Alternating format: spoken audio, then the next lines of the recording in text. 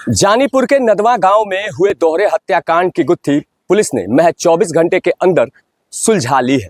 और इस पूरे मामले का खुलासा करते हुए पटना एसएसपी ने साफ किया है कि सिरफिरे आशिक ने इस दोहरे हत्याकांड की घटना को अपने एक साथी के साथ मिलकर अंजाम दिया है, जिसे गिरफ्तार कर लिया गया है।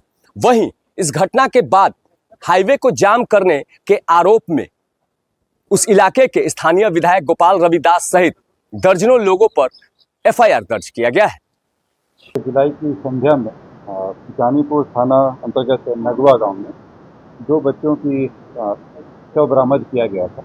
इस संबंध में पुलिस के द्वारा कांड दर्ज कर अनुसंधान प्रारंभ किया गया। इसमें पुलिस के द्वारा एसएसएल की टीम को बुलाया गया, स्वान दस्ता को बुलाया गया और विभिन्न टीमों को बनाकर अलग अलग जगहों पर रेड छापामारी की गई, साक्ष्य संकलन किया गया और एक पूरी एसआईटी बनाई गई थी जो सिटी एसपी पश्चिमी के निर्देशन में चल रहा था।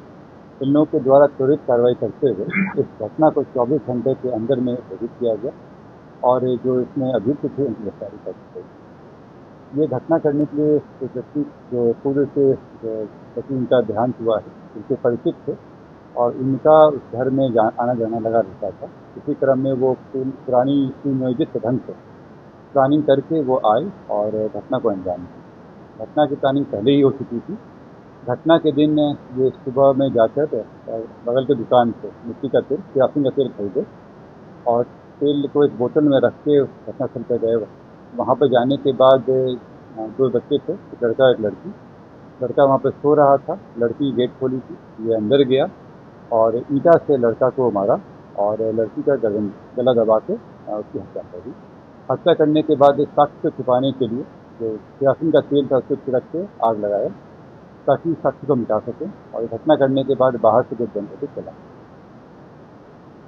इसमें जब पूछताछ की गई तो स्वीकार भी किया। इसके सारे सबूत हम लोगों को मिले, जो फुटेज है उसकी फुटेज वगैरह में भी आया ही थी। जिसके यहाँ से वो केरोसिन का तेल खरीदा था उस व्यक्ति की पहचान की गई, उसको भी पूछताछ किया गया और उसका भी स्टेटमेंट लिया गया।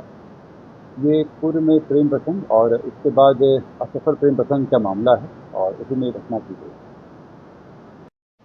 प्रेम प्रसंग पुराना मामला था और इसमें जो लड़की थी उसका प्रेम प्रसंग का मामला था, परंतु कुछ दिनों से लोग में अलगाव हो गया था और इसी क्रम में ये कार्य किया गया।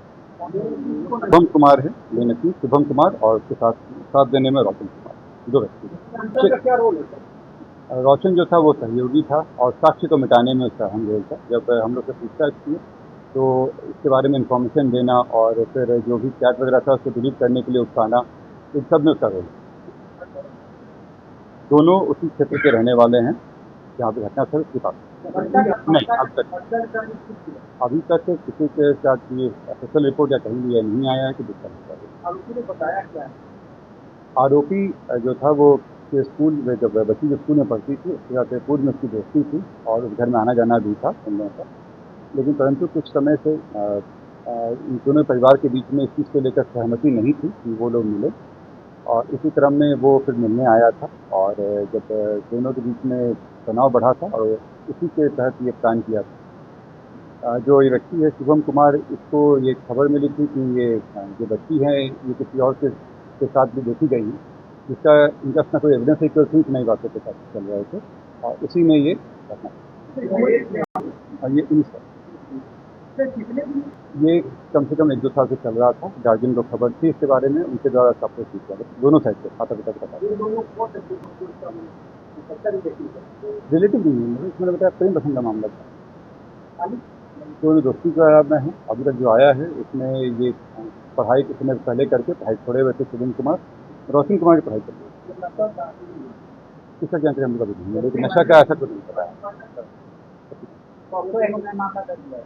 नहीं, इसमें जैसे मैंने बताया कि अभी तक वाला में नहीं आया कोई इस तरह से कोई इनके साथ कोई जबरदस्ती की गई है, लेकिन जब फाइनल रिपोर्ट आएगा उस तक पता रहेगा। अगर इस तरह का मामला आता है तो पक्का। पटना एसएसपी कार्तिकेय के शर्मा ने इस दोहरे हत्याकांड का खुलासा करते हुए साफ किया है कि पूर्व में परिचित युवक ने ही अपनी पूर्व प्रेमिका के घर में घुसकर पहले उसकी और उसके छोटे भाई की निर्मम हत्या की और साक्ष्य छुपाने के लिए उसने दोनों के शरीर पर मिट्टी का तेल छिड़क कर उसे आग लगा दिया। फिलहाल इस घटना में शामिल इन दोनों युवकों को गिरफ्तार कर न्यायिक हिरासत में भेजने के साथ साथ सड़क जाम करने मामले को लेकर स्थानीय विधायक गोपाल रविदास सहित दर्जनों लोगों पर एफआईआर दर्ज कर आगे की कार्रवाई शुरू कर दी गई है। नीरज त्रिपाठी, न्यूज़ 24, पटना।